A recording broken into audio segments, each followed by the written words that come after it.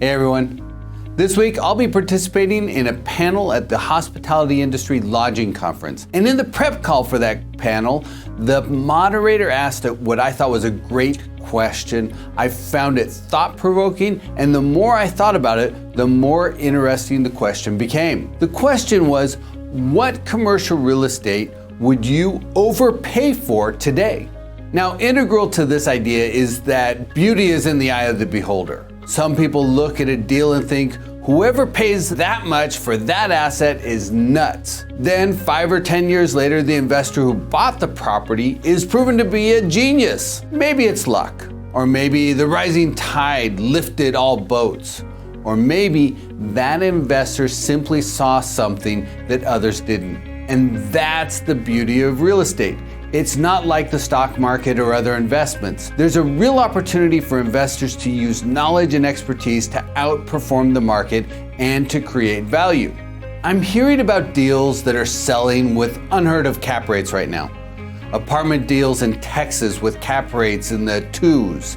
Industrial deals in major transshipping hubs like the Inland Empire or maybe LA that are also selling with a 2.x cap rate. Self-storage deals selling with a cap rate in the 3s. Pretty much every property type, office, retail, seniors housing, manufactured housing, hotels, biotech space, there are trades happening that really pressure the traditional pricing envelope. Now, why is that? Because investors are looking at longer term drivers and baking those factors into their underwriting, and investors are more aggressively looking for the angle that others simply aren't considering. Thinking different is the cornerstone of difference between what one investor thinks is an opportunity and what others consider to be overpaying. So, what assets would I overpay for?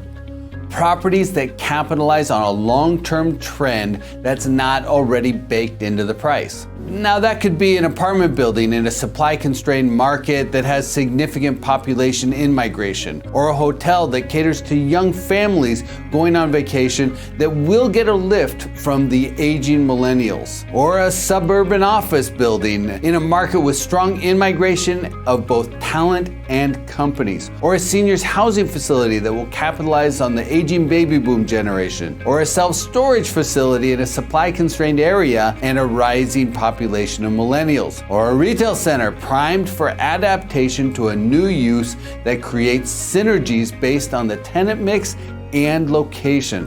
Honestly, there are countless properties that could potentially be a big winner for investors with a vision. But there are 3 really important ingredients to finding those opportunities. The first is information.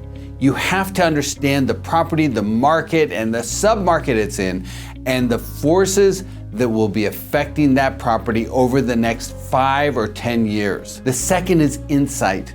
Being able to look at a property and see not only what's there today, but what it can be tomorrow. And the third is perspective.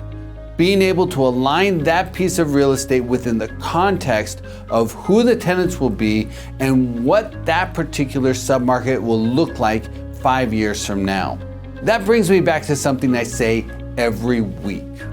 Yes, the anomalies and nuances affecting the market today can create opportunities, but in real estate, the big payoff usually comes over the span of years.